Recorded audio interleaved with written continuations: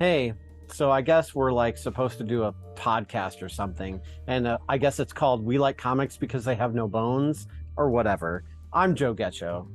And I'm Mike White. And this is a clean comic book podcast where we discuss and review comics by DC, Marvel, Image, Dark Horse, IDW, We Know, and more. We You know. can find us on social media at Boneless Comics 1 on Twitter and at Boneless Comics Podcast pretty much everywhere else if you want to. Yeah, unless you have something better to do, you also need to check out our website at bonelesscomicspodcast.com.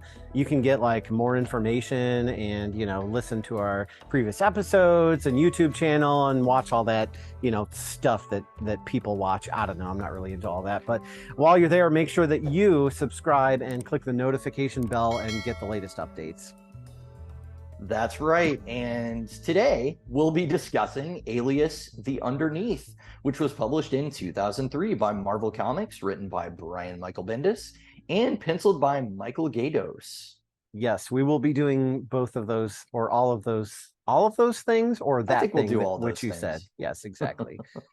So let's talk about Brian Michael Bendis. He is an American comic book writer and artist. He was the writer for Avengers Disassembled from 2004, 2005, that we reviewed in our very first podcast episode all the way back in May 2021. So if you haven't listened to that, I haven't listened to it since then, so it'd be interesting to hear it again. But we did talk about Bendis a little bit there. He also wrote Secret Invasion in 2008, which we have not reviewed on this podcast, but we did review Deadpool's tie-in to that back in March of this year, but that was written by Daniel Way, so I don't know if that counts or not. But Bendis also wrote Spider-Woman Origin, which we did review back in November 2021. So there's a couple episodes of ours that you can actually go back and check out if you want to kind of get more of our thoughts on him as a writer and, more of his stories. So Bendis also co-created the character of Jessica Jones with Michael Gaydos, who we'll get to in a moment. He then helped launch Marvel's non-comics code-approved adult Max imprint with Alias, which is what we're discussing today. And this actually ran for 28 issues. And if you collect it in trades, it's over 4 volumes, which I do have here right in front of me for those of you who are able to see the YouTube channel. And then eventually the characters moved to Bendis's mainstream Marvel Universe series via a series called The Pulse. And then after that, she did get her own title called Jessica Jones. So one thing about Alias that you may have heard was that it was originally going to star Jessica Drew, who is Marvel Comics' original Spider-Woman. But according to Bendis, this is an urban myth that he believes he will never live down. He was toying with, using Jessica Drew because she has the best hair of any superhero in comics. Apparently, that's how Bendis feels about that. So there you go. But this book ended up being entirely different, and it really is different. Like, I don't think Jessica Drew would have fit, and her spider powers would have been weird. And like, she's kind of a private eye in her own regard, but she's also like a SHIELD agent, an ex-Hydra agent, and all these other things that factor in that Jessica Jones is just such a completely different character. But at the same time, why did he keep the name Jessica? It seems kind of confusing. Why didn't he go with like, I don't know, Jennifer or just something like similar but different if he wasn't going to use the character of Jessica Drew? But now we have Jessica Drew and Jessica Jones, and there you have it. And both of them are going to be in the story that we are talking about today. Yes. So that's when we say Jessica, it will get confusing, especially towards the end, which Jessica! one we're talking about. One thing I wanted to note about Bendis as a writer is just that he is very much from New York. He speaks like a New Yorker. He writes like everyone talks like a New Yorker. And that sort of like interruptive thing that people do with each other in conversation, where one will start and the other one will be like, what, wait, that kind of interjection. That's something that he does like way more than any writer that I've ever seen. And there's a certain sound to his dialogue that's very Bendis. So we talked about that in the Avengers Disassembled episode, actually, about how he kind of like has conversational panels where there's a whole conversation going on, but it's like laid out in a very different way than you would see in most comics because of the amount of dialogue. And so there's a lot of that in this as well. Yeah, for sure. It's very recognizably his style. Yeah. So our penciler today is Michael Gaydos, and he is an American comic book artist with a more painterly style than many of his contemporaries, Yeah. which lends his work to a more kind of noirish or even a surreal look, where things are kind of, they're heightened and look like they're outside reality just slightly. They look a little bit odd and a little bit darker than maybe we would see in the real world. So that's the best way I can really describe his artwork. But instead of digging into his bibliography and looking at all the comics that he'd drawn, my sister Laurel actually met him at a convention. Oh, so nice. I have a story. I had her contact me so I could kind of get that information from her, because as you'll find out in what she says, I was too scared to approach him because I had only seen the Netflix show and I'd not read any of the comics yet. So I didn't feel qualified to go up there. But Laurel said I went up to his table to get an autographed print for Mike because he was a fan but hadn't read any of Alias. So he felt weird just going up to him. At this point, I'd watched Jessica Jones and loved it, but never read Alias. I told him I loved the show and asked him some questions about how he felt about it as an adaptation. He said he really liked it, and I'm pretty sure he mentioned it was surreal. We talked briefly about Kristen Ritter since she had canceled her appearance that day, and Gaydos told me that she was nice. Also, as a side note, I've now read all of Alias and Jessica Jones comics, and I'm a big fan. So that's nice. That's kind of my sister's little story about that. But yeah, I was unfortunately like, well, I don't know anything about his professional work. I've just seen like, the titles of Jessica Jones and stuff like that. So I don't know if I should go talk to him. But she was like, I'll go up there and say hi. So and became a fan of his work. So I did find a little bit of information just from him online as well, where he said about it being adapted into a Netflix show. He said, I was worried about them softening the edges of things that were important to the character. You've seen this happen in movies and television before. This character doesn't need that, and there's no point to it. As a man writing this character, there's already the worry that you're off the mark. And then to find out in this instance that showrunner Melissa Rosenberg's experience and my feelings matched, it was a relief. And he also remarked that Jessica is a part of me and a bad show would have really hurt me. So this is like a very personal character to him. And although he was the artist behind the series, he was very involved in co-developing the story with Bendis. So it's very like meaningful and like personal to him because they weren't tackling an existing Marvel character. They were, creating something brand new. So yeah, it's really interesting because like when you watch the originally aired on Netflix, no longer a Netflix show, right. You get those like sort of watercolors and stuff in the beginning, and you have the like really cool kind of bossa nova music along with it. And I kind of always wondered, like, why did they choose to make this the intro? Like, I guess it's just some sort of artistic thing that they went with, but actually reading the comics, it's like this is his artistic style that they sort of represented in the title sequence, which was really cool because the only other time I think they've done something like that is on the Hawkeye show that came out like a year or two ago. So very recent versus, this show, which came out, years and years ago. So it's kind of neat when like, not only are we, portraying this character in live action and we're bringing all of the, storylines and everything that, make the character really shine, but we're also bringing some of the specific art that was in the comic to the big screen. And I think that's really when you have a great show, is like when you bring both of those things. So that's really cool to see. Yeah, having even that tiny bit of like the visual language of the comic book there really helped elevate the show. I think even though it may not be something that you see throughout, but I think it communicates enough of it kind connects of like the vibe together. of the world. Yeah, exactly. So the comic that we're reviewing today has the first published appearance of Jessica Jones, but we find out later, past I think what we're reading, that she appears actually just off panel in the events of Amazing Fantasy number 15, which was the first appearance of Spider-Man. And we also have Bendis's New Avengers number 51 that retroactively establishes her to have first appeared in the Amazing Spider-Man number 4, all the way back in June 1963 as an originally unnamed classmate that had a crush on Peter Parker. So this is a retcon, but it's a very, innocuous retcon where we're just kind of like tossing her in there as like, hey, I've got a crush on this guy, but I'm too scared to say anything. And then nothing ever comes of it because he's bitten by the irradiated spider, which gives him his powers. And then she, you know, is too afraid to approach him and runs away out of shyness. And then that's kind of it.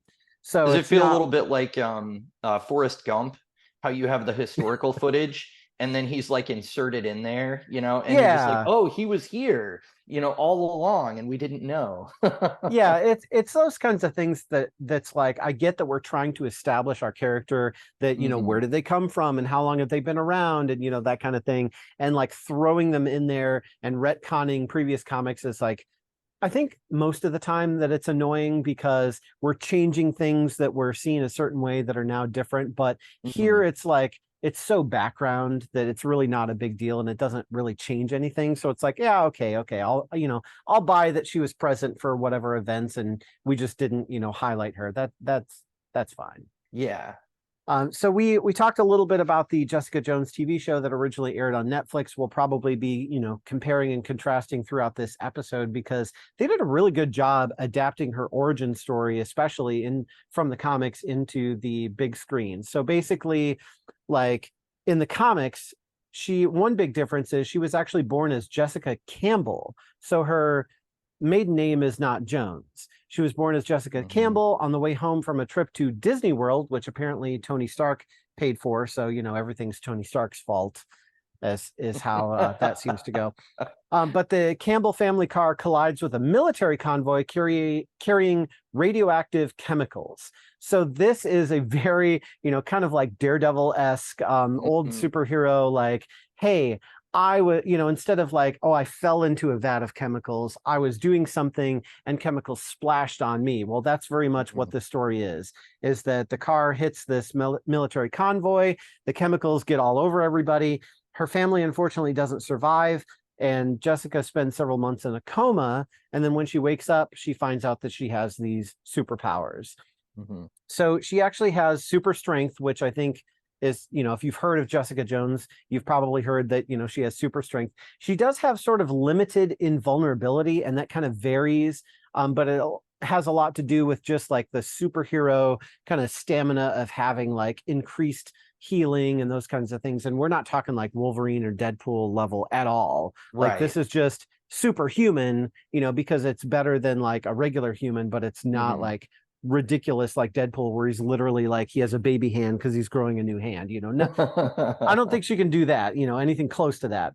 But she does have flight, which this is a bit of a confusing area because it's when we encounter this character, she's not able to fly, and she doesn't fly in the Netflix show, but she actually, it's more like as a part of her history, she used to fly, and then she sort of like lost it because it, you know, she didn't use it, and then it degenerated and she's not really able to fly.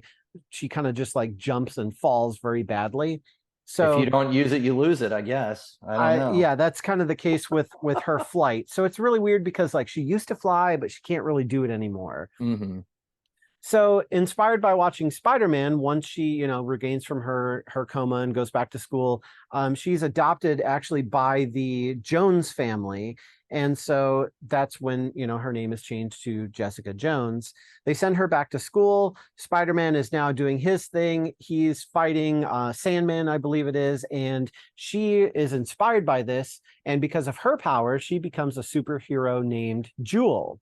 So she, you know, tries to do the superhero thing. And this is where in the comics, she encounters a guy named Kilgrave, or in the comics, his full name is actually Zebediah Kilgrave, which I think in the Netflix show, they called him Kevin.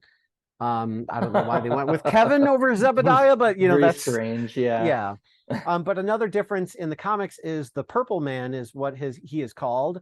And it's not just like purple when he comes on screen, but literally the gas that gives him his powers turns his skin purple. He is literally purple. And he's actually originally a Daredevil villain, which sounds kind of strange, but would be interesting to kind of read up about his origins. But he's not in our story today.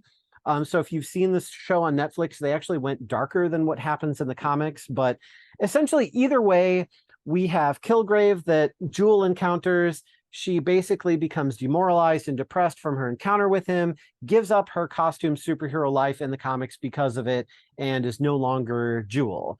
She does have another alias that she goes by called Nitrous, where she had this like darker looking costume and was kind of more like a vigilante, but it only lasted like a week or two, because during this outing as Nitrous, she met Luke Cage, and then she decided, basically, formed a relationship with him to open a private detective agency called Alias Investigations. So that's kind of like, a little bit of background on Jessica Jones, a little bit of differences that we're working with here in the comics than maybe you're used to if you've seen the Netflix show. So I just wanted to take some time and, kind of go through all that. Yeah, well, and also the name of the comic book Alias comes from Alias Investigations, which is her PI firm. One thing that I looked up that I found super interesting is that the Jennifer Garner vehicle Alias, the TV show, debuted the same month that this comic book debuted at #1. So there was confusion at first where people were thinking like, is this comic book an adaptation of that TV show, or is that TV show related to this comic book? There's absolutely zero relation between the two things, but they did debut in the same month, even though one was a comic and one was a TV show. And so, yeah, nothing to do with the Jennifer Garner show, although it was like right around the same time. So just different creative people like the same name and use the same name at the same time. Kind of like, again, we have Jessica Jones and Jessica Drew. And if you're like, well, it's Jessica, who's Jessica? Which one are we talking about? It can get confusing. And I think that's part of why Marvel's trying to like, pick like, okay, we had Jessica Jones, so now what are we going to do with Jessica Drew? Or, we have Ms. Marvel, and so we're not going to give her stretchy powers because people might get confused with Mr. Fantastic. I don't know. Sure. But, there's a lot of, how we handle things to avoid any confusion, those kinds of things. So, but anyway. Yeah, I just thought it was interesting. I was like, oh, I remember that show, and it was on like ABC or something like that. So our story today is about Jessica Jones, who is hired to find out the identity of Spider-Man by J. Jonah Jameson at the Daily Bugle. He wants photos of Spider-Man. That's exactly what he wants. And instead of doing that, she scams him out of several $1,000s and gives it to the needy people in the community. And so furious, Jameson fires Jessica, and he basically threatens to ruin her entire life if he ever encounters her again. So this will be important for later. But if you know the kind of person J. Jonah Jameson is, that's kind of par for the course with him. He's very stingy about his money, and he doesn't want somebody playing with it. And that's totally what she did. Yeah, she does not take the assignment seriously at all. Anyway, several months later, they come into contact again when Jessica runs into Maddie Franklin, Spider-Woman, breaking into her apartment. So she tries to get info out of Jameson about what's Maddie doing, but he's too angry to help, and instead he threatens her. So a little important note of continuity at this point, the Jamesons had adopted Maddie Franklin. I don't believe that J. Jonah was aware that she had an identity as Spider-Woman. He did know that she had powers, though. That comes out a little bit later in the story. But she was kind of a troubled teen, and they actually take her in, which is interesting because that definitely shows a different side to his character than we normally see. Well, part of it's because Jameson's wife is actually her aunt, so there's a bit of a family relationship there, and so it's kind of not necessarily Jameson being a good guy, but more just kind of a family thing is happening, and they're like, let's keep this family thing hush hush. Yeah, we'll take care of it. Sure. Yeah, so anyway, she's troubled. She broke into Jessica Jones' apartment, and Jessica's investigating because she looked like she was on drugs, and she's kind of like, what's going on there? So both Madam Web and S.H.I.E.L.D. are contacted, but they're no help in discovering why Maddie was in Jessica's apartment. But she finally gets a lead from Marcus, her friend and also sort of creepy fanboy that hangs around Alias Investigations. He's a superhero fanboy, so he's always trying to Jessica, can I help you with something? I know you used to be a superhero. You were the greatest superhero of all time. That's kind of who he is. But Jessica heads to a club to find Maddie, where she does find her, but also finds that her cells are being harvested to make the drug MGH, or mutant growth hormone. So Jessica tries to stop it, but she's attacked and hospitalized. Yeah, And so I want to jump in here really quick because this is a yes. big difference from the Netflix show where they couldn't say the word mutant because of, you know, at the time the rights for X-Men was with Fox. So what they Right. did instead was they had the rights to Inhumans, so they called it IGH, or inhuman growth hormone. And so there's this whole plot in the Netflix show about how, you know, that's how Jessica got her powers, was through this IGH, or inhuman growth hormone. But in fact, in the comics, it is called the MGH, or mutant growth hormone. That's the like comic version that came first. So just wanted to clarify about that. Yeah, well, and in this story, there's a point where somebody asks her if she's a mutant too, you know, so the kind of blatant connections to the larger Marvel universe are definitely there. Right. But anyway, so after Jessica makes this startling realization that like Maddie is actually having her cells harvested by this like drug pusher, she tries to stop it, but she is attacked and hospitalized, actually. So not the most invulnerable superhero ever. Finding Jessica Drew, the first Spider-Woman, Jessica decides to rescue Maddie at any cost. But they get a surprise when they run into Speedball of the New Warriors. Things get complicated as he's working with the cops to take down the drug dealers, but Jessica manages to save Maddie and get her away from the cops, Speedball, the drug dealers, and Danger. So there's like multiple parties that are like coming after Maddie Franklin because either they want to make drugs or they want to, you know, bust somebody or whatever. And Jessica's just like, I'm going to get her the heck out of here. So our story ends with Maddie thanking Jessica for saving her and Jameson apologizing via a positive news article that he ran about Jessica, calling her a hero. So that's kind of a big deal for Jameson because he really hates the whole costume superhero set. But he does have kind of like a weird, like, I kind of respect you because you left it behind thing too. So, yeah. And maybe he fears repercussions because Jessica kind of knows the truth about what was going on with Maddie and doesn't want her to blab the whole thing. So he's going to say something nice to keep her quiet. There's a lot of, you know, politics involved with Jameson. So yeah, for sure. All right. Well, check out this short clip and then we will be right back to discuss. All right. A big part of the job is looking for the worst in people. Turns out I excel at that. You a PI? I'm just trying to make a living. Can you punch through a wall? Stop a moving car? A slow-moving car. Run away. I'd like you to stay. Yeah, so I guess the easiest way for me to attack this one is to really talk about it really broadly and then maybe narrow it down as we go. But this is not necessarily a genre that we normally do, but this is very much what Bendis is known for, is doing kind of the crime drama and the sort of film noir inspired pieces. So is this a genre that you're interested in necessarily?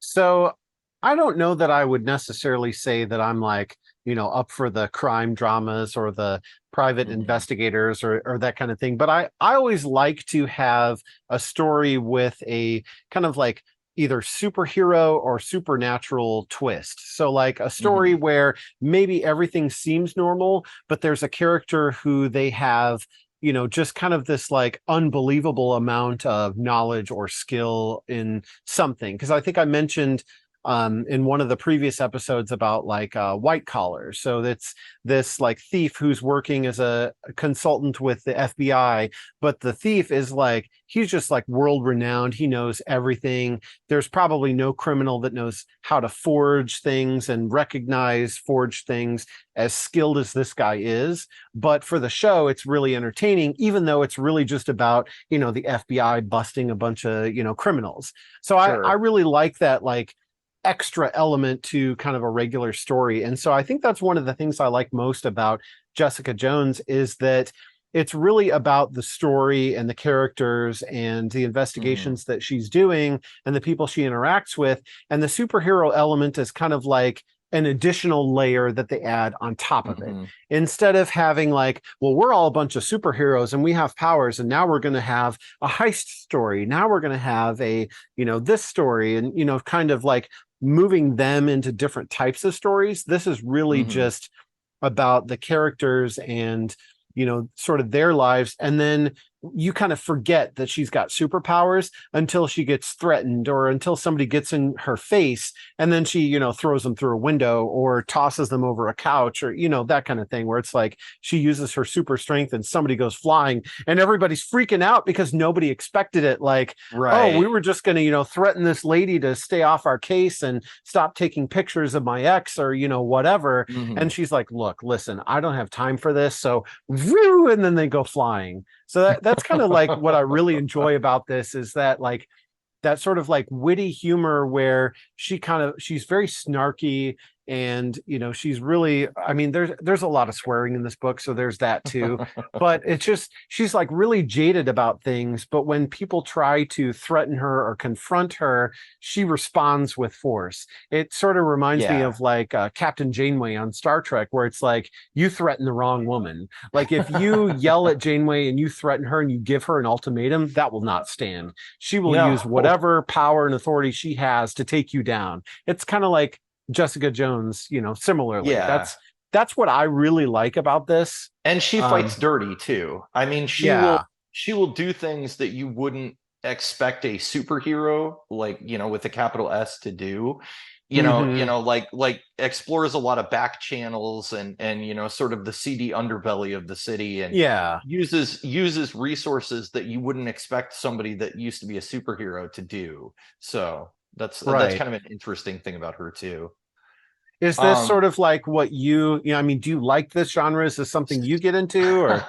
so it's funny, I would have said no. When it comes to like film and stuff like that, I don't know that I'm like, there are a few crime drama films that I enjoy. I like American Gangster with Denzel Washington. But most of them are movies where it's like a really great performance piece from the actor. Where really what I'm coming there for is I'm watching the actor do something incredible. And so like that's a movie that's really good for, that kind of entertainment, where like Russell Crowe and Denzel Washington are really going head to head in this investigation about the opium that he's bringing into the country and all that. And so it's interesting just because like they're both such great actors that they're fun to watch. Yeah. But I will say that when I'm watching Deep Space Nine, it's interesting because I thought of a totally different Star Trek series. Of Um, course. We the thought of our character favorites. the character of Odo has multiple episodes that kind of veer into this territory. There's one in season 2 called Necessary Evil that's basically a whodunit murder Yeah. mystery that deals with something that happened in the occupation that is now coming back to haunt them, and he has to kind of dig into the files and start Mhm. interviewing people because they're being murdered. And and I realized that if it's kind of like a whodunit murder mystery, I do tend to get into that kind of thing. So Tom King is a writer at DC that does a lot of that kind of thing too, Yeah. with a lot of his stories. And I mean, we reviewed Mr. Miracle really early on, but his Heroes in Crisis, which is like an event book that he did, is a whodunit, like who killed these superheroes? We don't know, and what has it got to do with the sanctuary, this new place that they go? And so yeah, I think it is something that I enjoy, but I definitely get more enjoyment out of it when there is that extra element added on to it. I think if it were just like a straight ahead crime drama, it wouldn't grab me quite as much unless the writing was just like really fantastic. So, I Yeah. mean, with everything, it comes down to like how interesting is the main character that you're following and how well is the dialogue written and everything. And Bendis is a really good fit for snarky dialogue. Like he does that really well. You'll Yeah. and actually if you read his Daredevil run from like around the same time, there are a lot of characters that speak in a similar way, not exactly like Jessica, but kind of a similar, like Mhm. snappy dialogue between them, especially several of the mobsters that are like in Hell's Kitchen that are kind of like lieutenants working under Wilson Fisk. Yeah. So it was very like familiar to me to kind of come back to this writer and this genre, because while I haven't read Alias before, I had read his run on Daredevil, and it's occupying kind of like a parallel space in the Marvel universe. So yeah, it was cool, and I definitely enjoy it. I think I'm like you, where I like that little bit of extra spice on top. But Yeah. like Odo is investigating all these crimes, and it's basically a whodunit murder mystery, but also he can turn into a chair in somebody's apartment and listen to what they're saying, Yeah. while they're, supposedly don't think anybody's listening. So Yeah, yeah.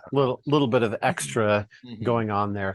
Well, it's interesting you talked about like the characters' voices and the writers, because Yeah. you have a writer who's known for snarky dialogue, and then you have them write Daredevil, and it's like Daredevil's not really like a snarky guy, No. so you wouldn't want him to use that voice there. But at the same time, if that's his writing style, that's kind of just what's going to happen. Or the characters around him, suddenly it's like, wow, where did you get wits from? Suddenly you're like very snarky and witty. Like, when did this happen? Because a writer changed. But that was one thing I noticed in here, was that, because it's a Max imprint, because we're trying to, do the sort of like TVMA type thing, although this is, very early for that. There's a lot of swearing that goes on in the comic, and it's fine for Jessica because that's her character. She's jaded. She uses these colorful metaphors, to quote Star Trek, and uses them very well. But then we have other characters like Jessica Drew who starts using them as well. And I'm like, I feel like that doesn't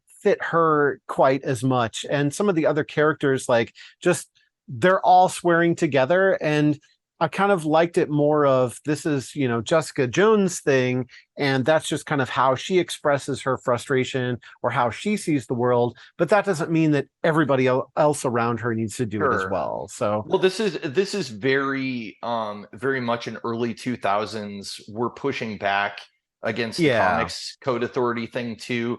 I think you'll find it in a lot of the comics of the time, but definitely Bendis in general. I mean, again, it was like over 2 years ago now, but when we talked about Avengers Disassembled, I know there was some discussion about like how edgy some of the dialogue got at certain points, because it does. There is kind of like an underlying, like, occasionally characters will be verbally almost cruel to each other, which is like a little bit surprising at times. And I think it's a little more glaring in the Avengers title than it is here. Whereas it's like, well, we're kind of in Jessica's world, so I get it. Like, a lot of times maybe the heroes are speaking like that in Bendis's other titles, but it's censored. So you don't see, like, you can fill in the blank what word they used, and that's probably the word they used, but you don't know. So, but yeah, for it being a Max imprint thing, I think specifically for Jessica herself, it does fit really well too. I would agree with that. Jessica Drew doing it, I don't know if that bothers me as much. Having Scott Lang, Ant-Man, drop F-bombs and stuff is a little bit weird. So that's a little bit strange. And he is in this story kind of just as like a love interest, and he's kind of just like a dumb dude bro that's like dating her, but he doesn't really. It's like he's very much in that superhero world, and him trying to relate to her on her level is not really working, because like she's dealing with this, like, surviving this abusive experience, and I feel like he's trying to be understanding, but he's not doing a very good job. So I don't know. I mean, he when I first I think I read the synopsis that like she was set up with a blind date with Scott Lang, Ant-Man. I was like, this is like horrible. Who wrote this? Well, Bendis, obviously, but but like actually reading it, Scott's character actually like really, he tries to relate to her, but at the same time he tries to be just honest and real with her, of like, hey, I've been to jail before, like, hey, I've seen the darker color of the world, and there's a lot of crap out there, and I get it. Like, if you want to be upset and you want to be jaded and all this stuff, like, hey, I get it. These are very real things you're dealing with. And he really tries to be sympathetic to her, not to give her pity, but to like really just be understanding, and like, hey, whatever you need, and hey, I'll help you, and hey, we'll take care of this. And I was actually really surprised. I was, just reading this, I was like, this is actually not as terrible as I thought it would be. Yeah, it's weird.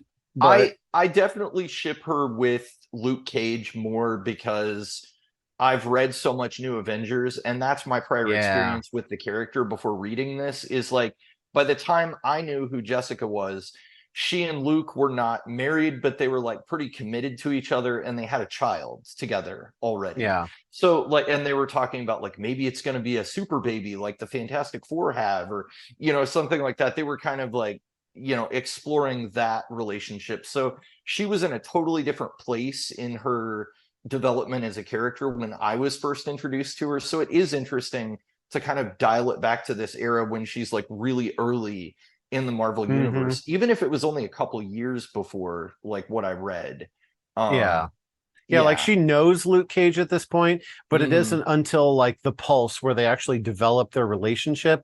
And then for her on her series, just Jessica Jones, it starts off with she's had the child, but she's doing this thing for Carol Danvers, Captain Marvel, as a part of S.H.I.E.L.D. to catch some bad guys, and so she has to keep her kid hidden from Luke on purpose, but he doesn't know what's going on, and there's this whole big mess that she gets into with that. So yeah, there's a whole like thing that happens after this, but this is like it's weird because reading this, it doesn't feel like this is the first appearance of a character that's, you know, a lot of times like when you go back and read it, you're like, oh, it's a little shaky, or oh, they retconned that, or oh, they changed that, or oh, she sounds a little bit different than she sounds later. And really, like, I thought this was very solid from the beginning. The only thing is like her having the kind of like curly brown hair and the sort of like pleasant looking, like happy face.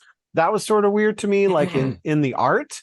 So I was, you know, imagining Kristen Ritter with her like, you know, leather jacket and her dark hair and just that like frumpy look on her face where she's always angry. Like that was the voice I heard in my head when I was reading the comic, but the face in the art is like kind of more cheery looking, I thought. Yeah, it is, but I wonder if that's not almost a facade, like, oh, just smile and people won't ask you, you know, as many questions and that kind of thing. It's like a different way of disarming people around you so that they don't get too close.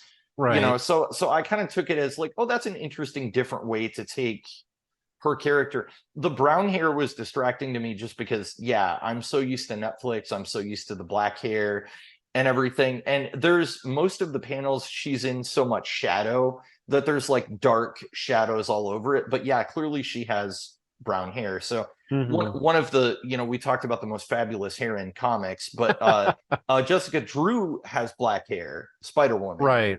So it actually is kind of good that they had different colors for when they team up later, because at least it's a little easier to distinguish who's who when they're like out of costume at that point. So especially because like Michael Gaydos's art is, I don't want to say it's like non-representational, but it's a little more vague on details and a little more focused on like shadow and light and how those do things.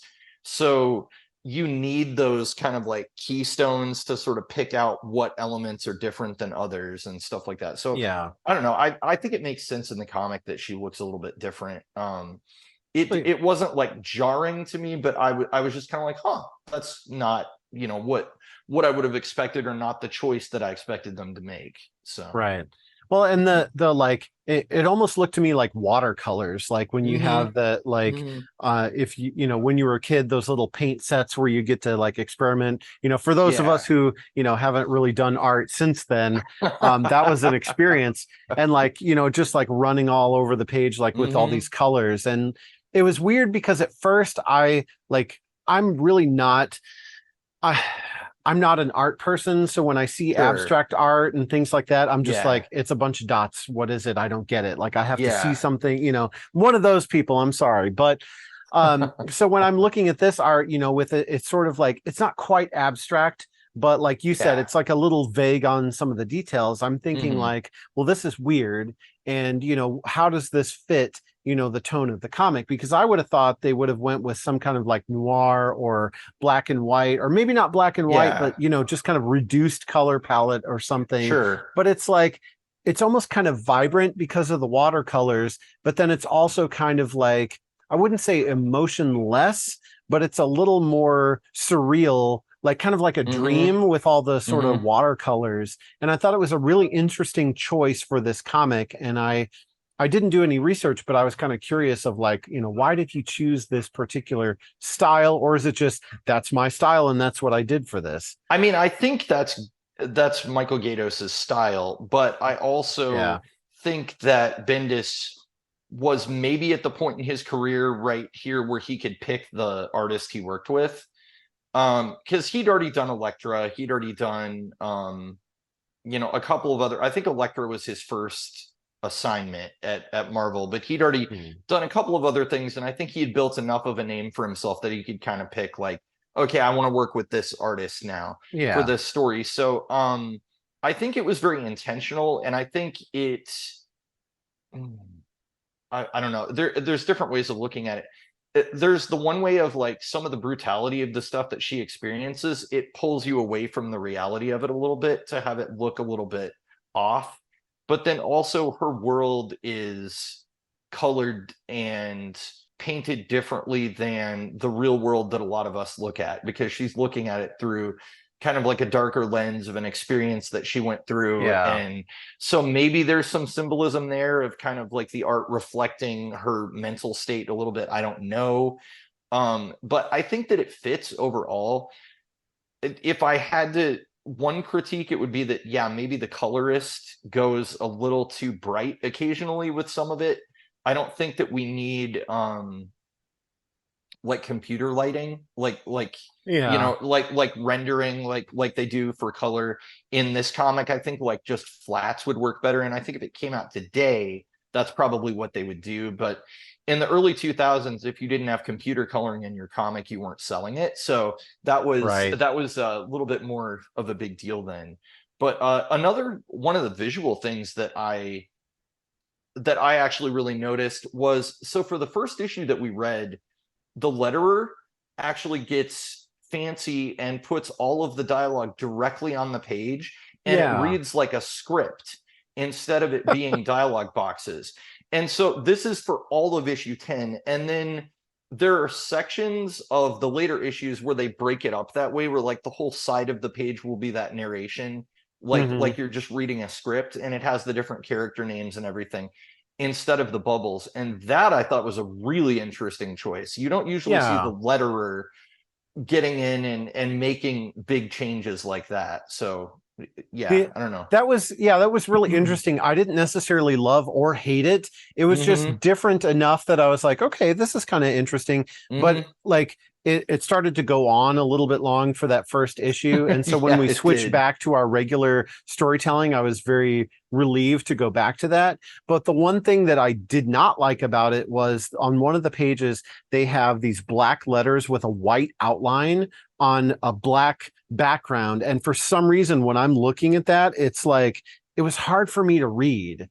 And that was the only thing where I was like, okay, if I can't read it, I don't like it. But as far as the, stylistic choice, that was kind of, interesting and different. But, seeing like Jameson in the newsroom and Jessica's looking at, previous articles, and you see kind of the script down the side. That was really interesting reading.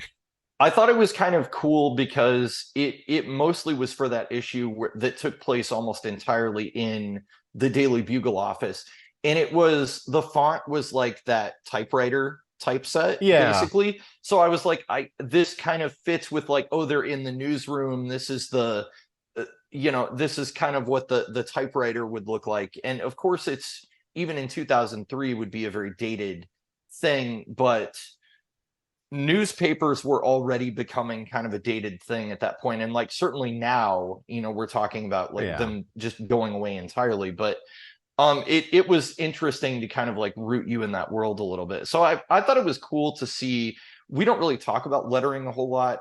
This, I believe, was hand lettered. That's not always the case, but there was somebody named Richard Starkings that was credited as the letterer. So I guess that was his artistic choice for that issue. But I thought it was kind of a cool touch. I was definitely glad that it didn't run through all 7 issues that we read, though, too, because it is just a little bit easier for the eye to have the white bubble that's going to the character than it is to read it layered on top of the art directly.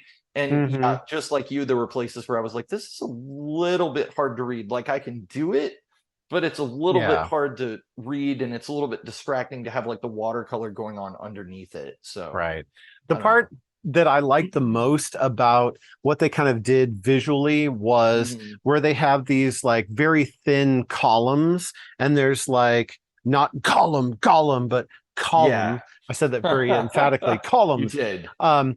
Where there's like maybe 4 columns on one page and 4 columns on the other page, and then you see Jessica at the top of each one, and then the column is the person that she's like interviewing or them telling her their story, and they have like all kinds of speech bubbles, and they're just like, well, my husband, he went here and he did this, and he's usually a good person, but he went and did that, and now I'm kind of worried because I haven't heard from him, and I'm just and like going through that whole thing, and you see Jessica in the top panels, and she's just like listening, or she's like smoking or something, and I really like that because it felt to me like it conveyed the sort of like, I'm bored listening to you prattle on, but I need to listen to what you have to say because there are clues that I'm going to pick up about, the story and what's happening, or, in Jessica's case, like what I'm going to have to investigate. But it was really neat to see those like long, skinny columns of like this person just going on and on and on. Cause like, I really felt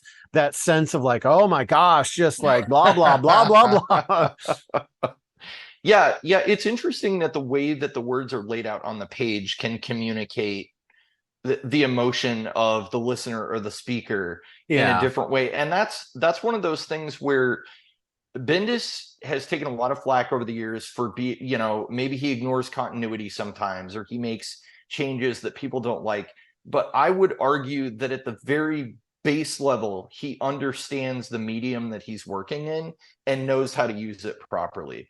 And that goes a really long way. And so like, that's one of those things where whether or not it was his choice, or it was the letterer and the artist, or if it was all of them together, they know that they're working in a comic book, and they're using that medium to do things that you could only do in a comic book. Yeah. And so that's like really satisfying as a reader, because then you're getting, like, okay, well, I'm reading a comic. Why is it a comic and not a novel? Or why is it a comic and not a movie?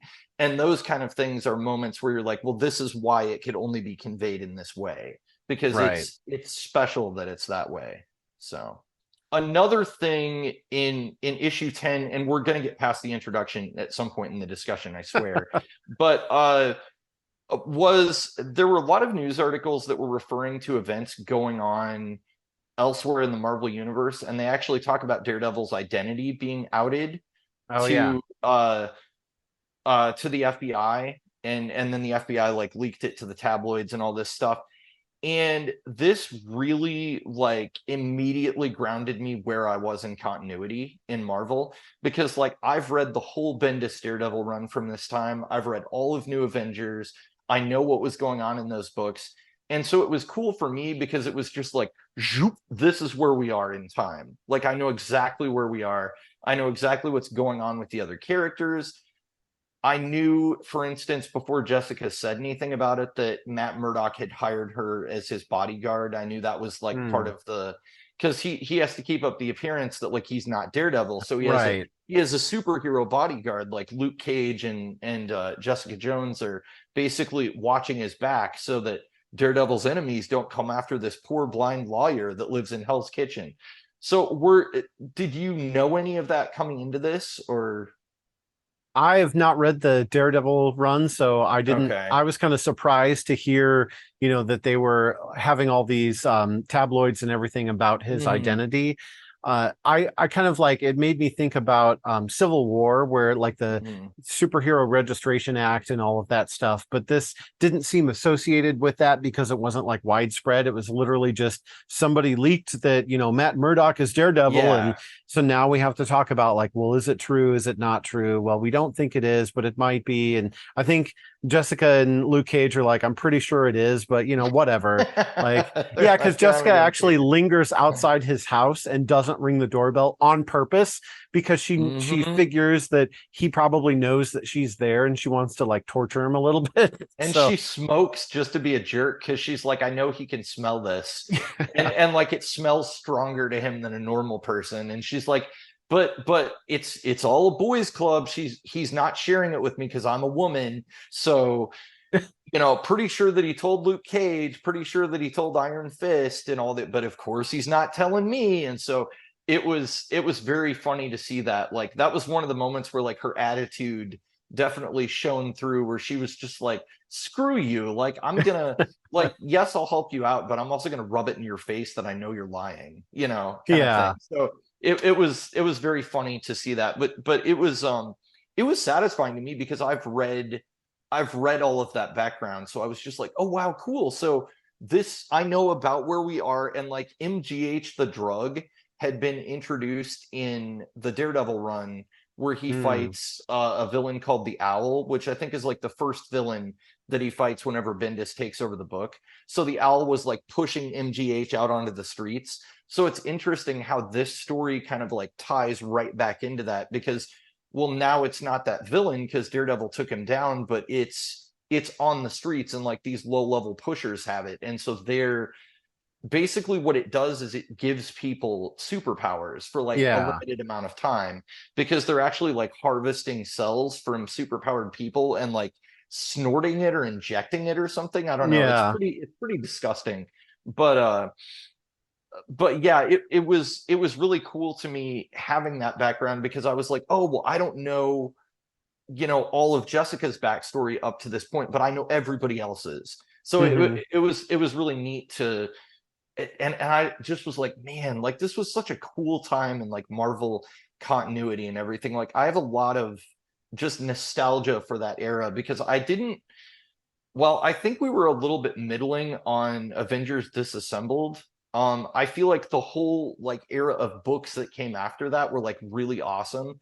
And it's Yeah. the same thing with Civil War, where I'm like, the event kind of sucks and I'm not that excited about it, but like all of the stories that came after it were like super interesting. So it was kind of that same feeling here, where I was like, oh cool, this is another, kind of like outpouring of like when Bendis came in and was really a head writer at Marvel. Yeah. So There's even a lot of nostalgia for it, like in the MCU for the Netflix show, mhm, because like, it came out on Netflix and now we've had, all these turn of events since then where, sure. now it's all under Disney, as with, pretty much everything else these days. Mhm, But it's really neat because we get sort of a similar like parallel in the show that we do in the comics, where the event that ties in is the Battle of New York City in the first Avengers movie, mhm. and the Chitauri and all that stuff that goes on. And so like they have these sort of loose references to it, like, oh, you mean the incident?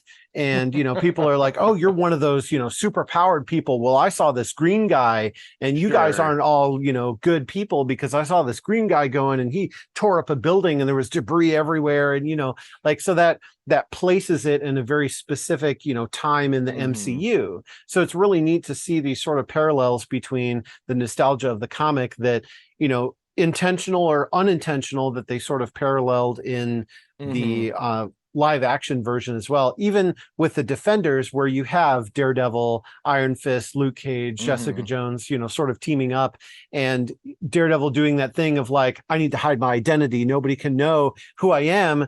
And Jess and Luke and everybody, they're just like, we don't care, let's punch through walls and take out these ninjas, like who cares? And Matt's like, wait, everybody stop, I have to find a scarf to cover my head with before we can move forward. Kind of like a Hal Jordan, like, I need to have a Yeah. mask cover. Like, nobody's going to recognize you. Nobody cares. Well, I just Nobody have to. knows who you are. You're not. I think with Matt Murdock, it's a little bit more legitimate because he is a public figure. He is a lawyer that is, going in and defending people in public places. So I think that his job already does make him a target a little bit, because he's usually standing up for people that have been taken for a ride by like a criminal organization or Yeah. something like that. So I think it makes sense for him, but I can also see their point of view, where they're just like, who cares? Like, let's get the job done. But it was, yeah, I don't know. It was just fun to see that, and definitely like the MGH was a cool Yeah. element for them to include to kind of tie it back to like other stuff that was going on in Marvel. It was other stuff written by Bendis, but MGH was also going to be used in Young Avengers by a different writer. I mean, it's something that has kind of been a part of the books going forward. So, Yeah. It was interesting too, because like this whole MGH thing with Maddie Franklin, like her mhm. being Spider-Woman and all of this stuff, she's really like, she's in this, but she has nothing to do. She's basically unconscious the whole No, time. She kind of stumbles into Jessica Jones' apartment and is like, hey, Jessica, I need your help. But she thought it was right. Jessica Drew and she's confused and she really Mhm. doesn't do anything. So it's really was kind of odd to me that like he pulled this character in to this story to have them do, you know, absolutely nothing but lay around unconscious the whole time. I guess he just needed a body for them to harvest the MGH out of. Well, I think we're coming into comics at a time, and this might be controversial to say, but I don't think anybody really cared about Maddie Franklin in Yeah, 2003. I think I that's don't fair. think that she was a character that had really had a lot of appearances prior, and the appearances that she had maybe didn't really take off the way they wanted them to. And we also had Jessica Drew out there and established, and she Right. was kind of more like the modern Spider-Woman that everybody was going like, well, yeah, that's Spider-Woman, so um although it was Spider-Man that said in one of the new Avengers comics, he's like, Jessica's the only one that asked me for permission to use the name. Everybody else was just like, oh, I'm Spider-Woman. And he's like, so I really appreciate that you actually like asked me. And Yeah. but Bendis, I think, tends to do this where he will take a character out of relative obscurity and then do something really interesting or really dark with them.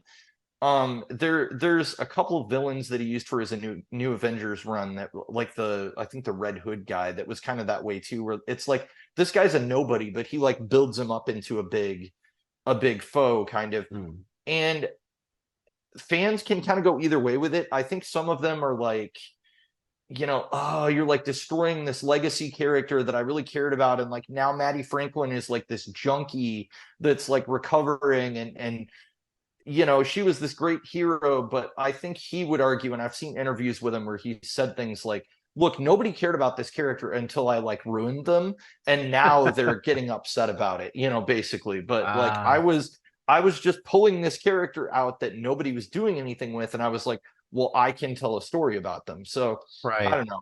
I mean, if you're a big Maddie Franklin fan, hopefully the new Madam Web movie is gonna do you better than this comic. I don't know, Yeah. but she was kind of just a plot device to get Jessica going down that rabbit Right. hole of figuring out what was going on with the drug and how it was getting on the streets, and also kind of putting Jameson in a position where he had to owe her, even though Hmm. he really didn't want to. So Yeah. that was kind of a satisfying irony to see Right. that. Well, it's funny that, you know, like the reason that it worked so well is because he portrayed this unpopular character in a Hmm. negative light, which sort of built some, you know, desire to see that character versus if, you know, she had come in and she was like part of the team and doing all this stuff, people would Hmm. have been like, ah, that's the character we don't care about. Bendis is just using, you know, her to Sure. do whatever and try to throw her in our face, but to like make it sort of like undesirable. It's like, no, you can't do this injustice to this character. It's like, who are you? Have you read any comics with her in it? You probably don't even remember them. Yeah. Well, and I mean, he was making the same argument with Scarlet Witch during Avengers Disassembled as well. He's like, people say that I hate Wanda. He's like, no, I love her character, but I just thought like, here's a story direction that I could take her that would be interesting and different and would have conflict for the Hmm. characters. So, it was another one where it's like, was she like one of the most popular Avengers at the time? Like, probably not. But I think there's a lot of kind of retroactive backlash where people are like, Yeah. but I love that character. How could you put her through that? And, It's like, this is how she got there. It was right. because she went Ultimately, it through this and then we turned her. becomes, Yeah. yeah, it becomes part of their journey. And I mean, we talked about with Carol Danvers, honestly, like how, like all the Yeah. horrible things that she's been through and all the like weird retcons and ways she's been like reinvented.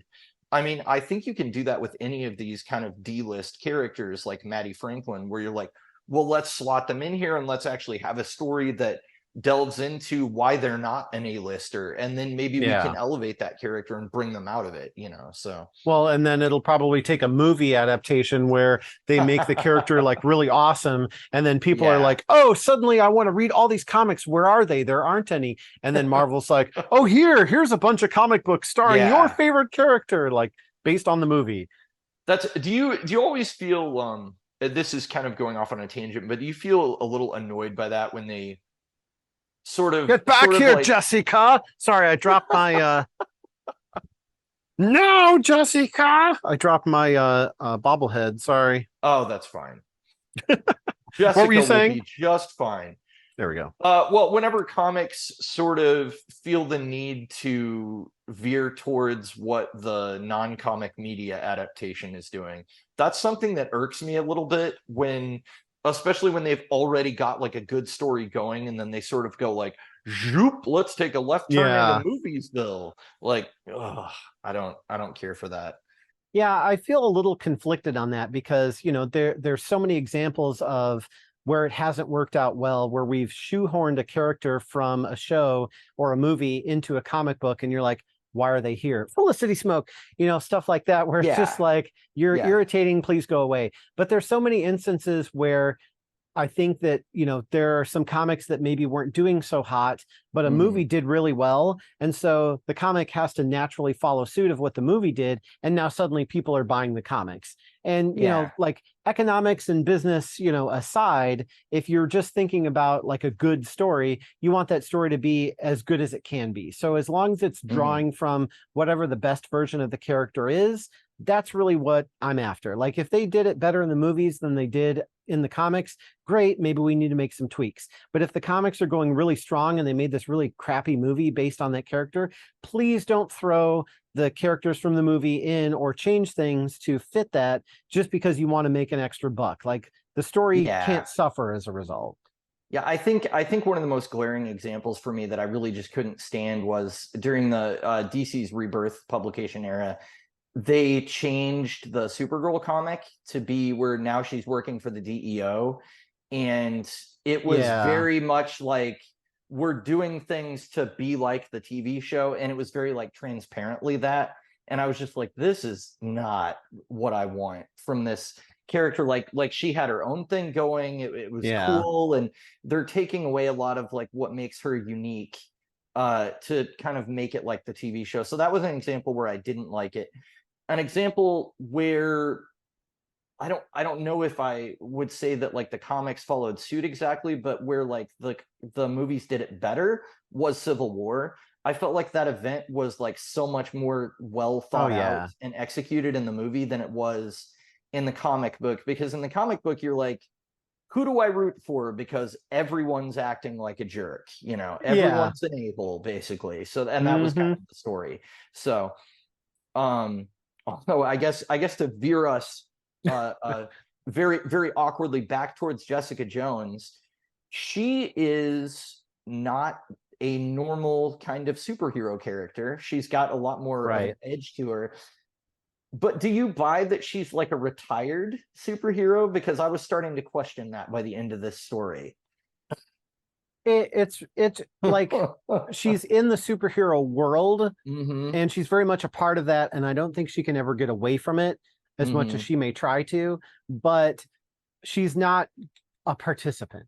It's more like she's kind of on the sidelines, and hey, I'll cheer and I'll help and I'll do whatever I got to do, but I'm not getting involved with that because I've had enough of that, you know, kind of thing. But it's like she can't turn off that part of her brain that's like, when I see somebody in trouble, I need to do something about it. You know, it's sort of that like, you know, line that's now cheesy from Spider-Man. That's like, with great power comes great responsibility. Like, nobody really taught her that or sat down with her and told her, or she didn't have an epiphany moment. It was more just like sort of an intrinsic value that she has, as like, hey, if somebody is doing something they shouldn't be, I'm literally going to take them by the shoulder and throw them across the room. And that's just, you know, the way it's going to be.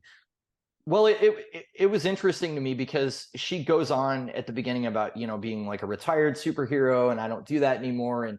And she pays a lot of lip service to like not caring about the people around her. And Yeah. yet, as soon as Maddie Franklin shows up at her apartment, she's on the case trying to figure out, well, what's going on with this girl?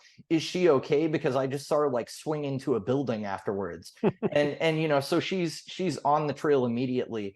And it feels like she's mainly getting her paychecks from Matt Murdock for her bodyguard duty. So it's not financially motivated. So I think that like her saying that she's retired from like helping people or being a superhero is kind of, maybe that's what she wants to believe, but like she actually is going out there and helping people, even though she's kind of doing it kicking and screaming all the way. Yeah. You know? Well, she doesn't consider it being a superhero. She's a Right. private investigator. So, you know, she's just Exactly. helping people through that. It just so happens that, yeah, she has superpowers and like whatever, but, you know, Right. she's not being a superhero, but yeah, she is helping people. Mm-hmm. Yeah, I thought that was cool to have. I mean, it's nice, especially in comic books, and especially after last week and the Blue Beetle review that we did. It's nice to have a character that has some subtext where they're not saying exactly what's going on with them on the surface all the time. I like how you had her internal monologue where she was just like cussing everybody and like, I hate this guy and I can't stand this, and doing all of her complaining, but also like what she's presenting on the surface isn't always everything that's going on in there.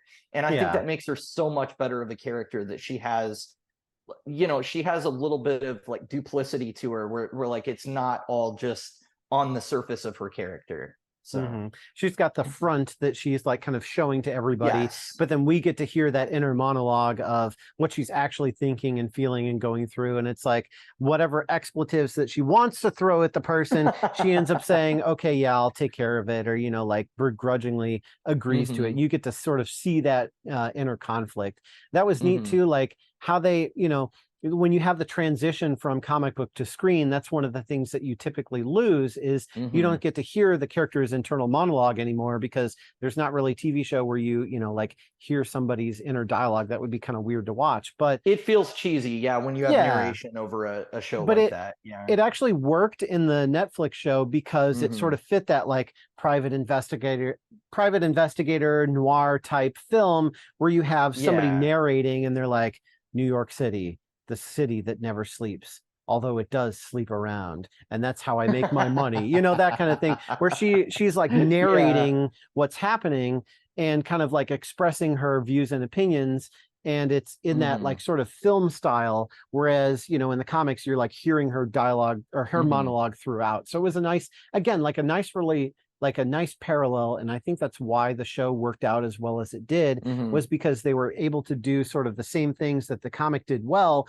or they were able to do different things that fit the sort of film style of, you know, what they were going for. So well, it's interesting, and I think one of the reasons it works so well is the early 2000s are really like, that's sort of the time capsule of, we are trying to make comic books more like film.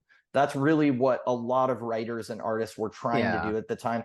You had Brian Hitch over in Mark Millar's Ultimates title with tons of like huge splash pages with just like heroes, you know, fighting all over them, and he was trying to go for really realistic depictions of characters that looked like actual actors. Like Nick Fury looked exactly like Samuel L. Jackson for the first time in that comic book. And, you know, so this was really during that time where they were trying to like make it more like a movie. So it feels to me like Jessica Jones in that way almost was really easy to adapt, because they were already kind of going for like a lot of the visual language that films use and a lot of things like that. But at the same time, we talked about how it, like as a comic book, it just succeeds to be a good comic book. So it's really cool. And I feel like maybe I prefer the comic slightly more, if only because her inner monologue is that much more detailed, where you really get just like every intricacy of her thought and like what's going on behind the scenes, which, you know, acting goes a long way to communicating that, where like a character can give you body an expression or something, you know, and body language and stuff like that. So it's definitely more subtle in the show, I would say, but yeah, I don't know. I really enjoyed having all that narration and really just getting inside of her head. Yeah. Well, what do you have Sorry. left to discuss before we move into final thoughts? Well, I guess the other thing that kind of stuck out to me that was not like the Netflix show and that kind of made the comic book notable was how much it was like connected to the Marvel universe, because which I wasn't really expecting. I was expecting it to be more kind of Jessica on her own, but we have like Madam Web and we have Spider-Woman, actually two Spider-Women, Yeah. and Ant-Man, and even Speedball, who's a really like he is not a well-known character at all. So that I almost feel like that was Bendis going like, look what I know. Like I know that Speedball exists, you know. But yeah, I thought that was kind of cool how connected it felt to the Marvel universe, while at the same time it was like, this is Jessica's world, and this is that universe exists, but this is what her lens into it is, you know. Yeah, and none of those characters like took over or stole the scene, No. or we're suddenly like, oh, Madam Web's here. Suddenly I don't care about what Jessica Jones was doing. Like that, it was more like she had that conversation and then that was kind of it. So they almost didn't need to include her. But just having those, like, you could almost call them cameos, kind of helps tie it to the like universe at large. But especially for Jessica Jones, she has this sort of like tie between both worlds of the Avengers, superheroes, and, you know, the real people on the streets. So a lot of what she's doing is trying to help, you know, the person on the street who's just trying to get by, or who's trying to figure out, you know, what's going on in a relationship situation. But then she gets a call from, you know, Carol Danvers, Captain Marvel, or she gets a call from Jessica Drew, Spider-Woman, and now, Right. hey, we want to pull you into this thing that's going on with superheroes. But the angle that, you know, she's always going to look at is the angle of what's going on, you know, underneath the rotting pizza, Yes. like Final Fantasy VII. But like, what's going on in the slums, or what's going on in the, Sure. you know, where the people are. She's not going to go like, let me put my suit on and let's go out there and bust some heads. You know, she more is like, let me get some information, let me do some spying, and let me do some reconnaissance, and then I will use that information to help. And maybe I'll bust some heads along the way, but you know, that's not what I'm here for. I think it's really smart of Bendis to include her in Daredevil's world in that regard, because that's very much where he kind of lives and breathes. Is he's somebody that's not really a team player so much, and he's really the only superhero, and actually Spider-Man calls him out on it later in the Bendis run. He's like, you know, you're the only guy that like goes to one district of a city and goes, this is mine, and I own this area, and I'm going to handle all the crime in this area, and everybody else can just stay out. Like that. He's like, you're the only guy that does that. Like, what is your problem, man? But it's kind of like she has her own lane that she stays in too, where she exists with the other superheroes, but she's not, you know, a bunch of aliens are attacking New York. Like, okay, whatever. Like, what's happening to the poor people that the rubble is falling on, like underneath? Like, that's what she cares about, you know?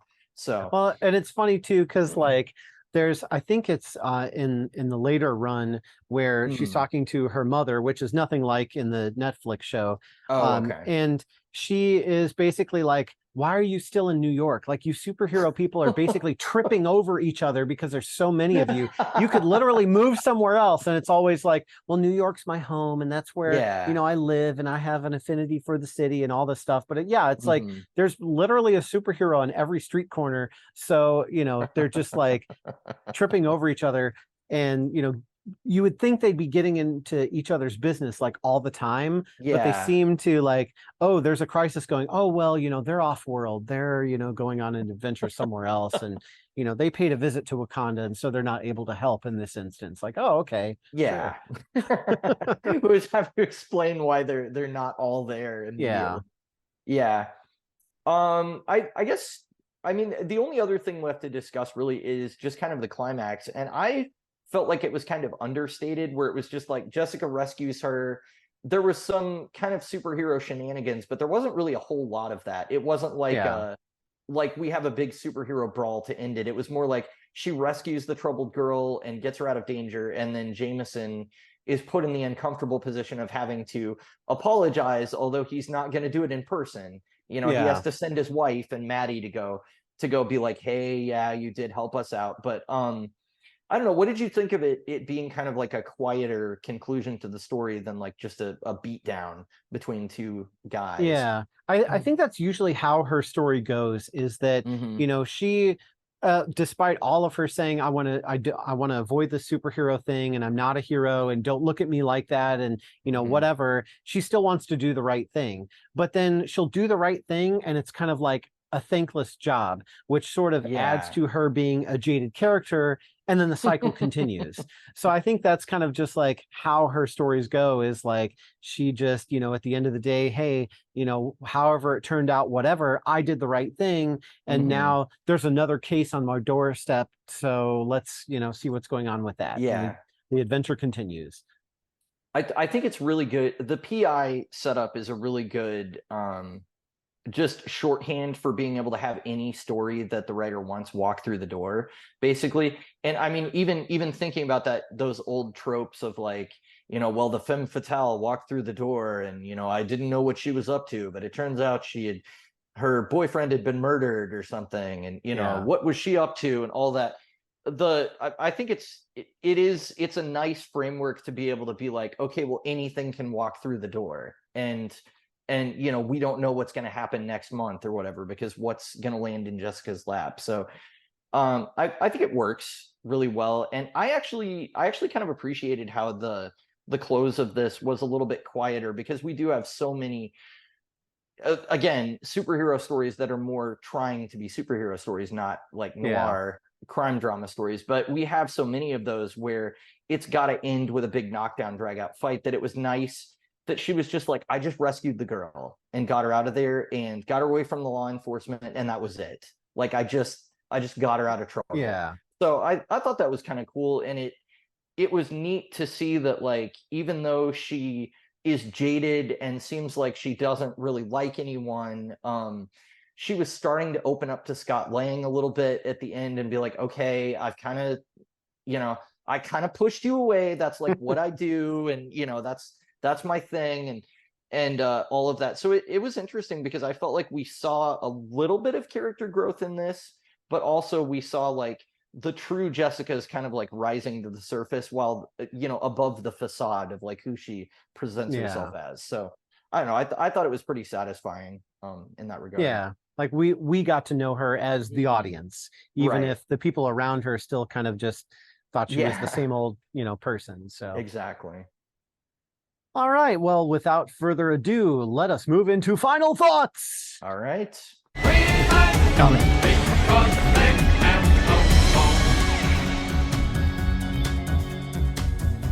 All right, well, let us talk about final thoughts for Alias, the Underneath.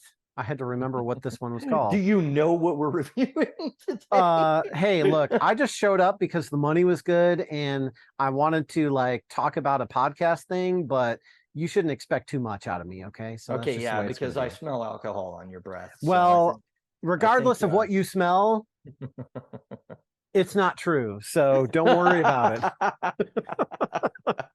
Because it was just Crystal Light the whole time. And it's a little hard to smell through the internet too. So what I said is also not true. As long as you can smell what The Rock is cooking, that's not a Jessica Jones reference, but Sunkatse.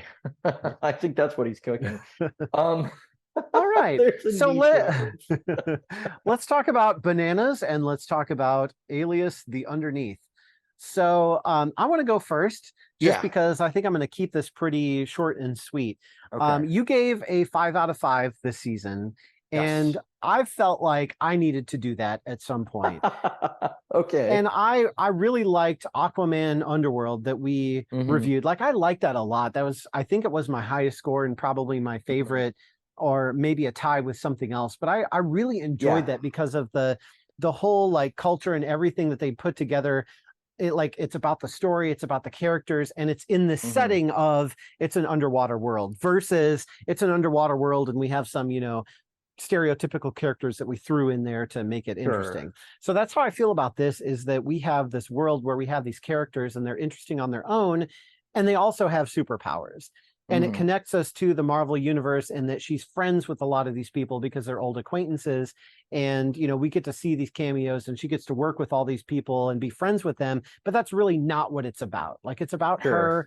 And at no point do they really steal the show. So I felt like this, you know, while technically, you know, you could pick apart some of the art or some of the writing or some of the snark or some of the, you know, it's a Max imprint, so the language is really heavy, or, you know, those kinds of like technical things. For me, on a personal level, I just really enjoyed this to the point where I was like, I want to read more. And I had time before we recorded this that I actually went and I got the first, second, and fourth volumes of Alias. So now I've read all of that.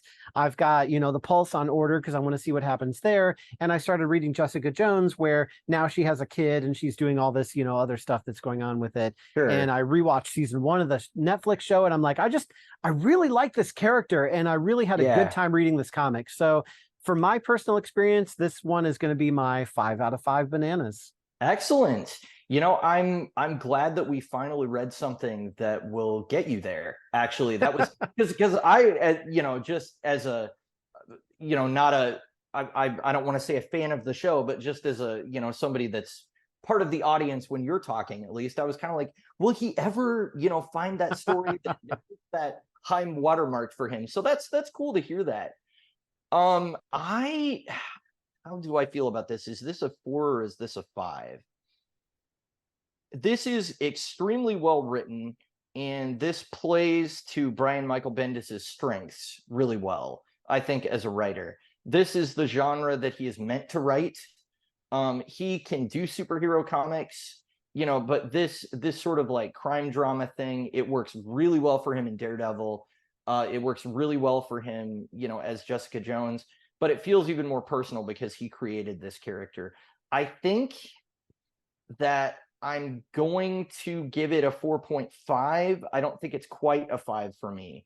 I don't know that I have a specific reason, except that my enjoyment of it just didn't quite reach as high as like what I felt with Berserker, where I was like, I have to have more of this. Like, I must read what happens next. And there's actually a Berserker miniseries that is ongoing right now. So whenever trade comes out, I will be purchasing the other one. But I think if you read it and you're like, I just have to know what happens next, and like I want to keep devouring stuff related to this character, I think that's a pretty good indicator that it's, you know, it's a 5 for you. So yeah, I think I'm going to give it 4.5 bananas. It's just a really well executed story. It does a lot of things that are tropes of the crime drama genre, but again, it's got that little superhero spice on top. So that kind of makes it just a little bit more interesting. And as far as like female protagonists in comics go, I think it's nice to have a character that is not perfectly squeaky clean, that isn't allowed to make mistakes and things like that. Like Jessica is definitely like a character that's dirtied up a little bit. Like, she's not perfect. She does make mistakes. She's, you know, she's got a lot of problems, but she's also going to do the right thing at the end of the day. So I think that's really just a lot of fun to read. So yeah, I guess 4.5 bananas for me. I think you came up with a really good street name for MGH. Really? Superhero Spice. That's a great name. Brian Michael Bendis, if you're listening, please credit We Like Comics Because They Have No Bones for the name Superhero Spice. That's right. On your local street corner. Go back in time and write a comic and call it that, and then credit us. And then we'll be famous before we started the podcast. And then we'll have a paradox.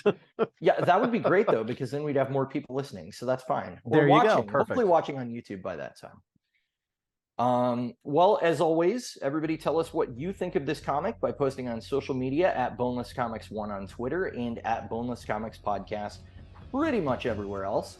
And be sure to use the hashtag Boneless Comics Podcast. That's right. So I guess you were really thrilled about the whole New Warriors kind of vibe, and you decided that we should review New Warriors, The Kids Are All Fight, published in 2014 by Marvel Comics, written by Christopher Yost, and then penciled by Marcus Toe. Next time on We Like Comics Because They Have No Bones. Make sure you are there. Yes. Everybody, thanks for listening, and you know, if you don't like us, you can go screw yourself. Exactly. Get out of here. Just go. Coming.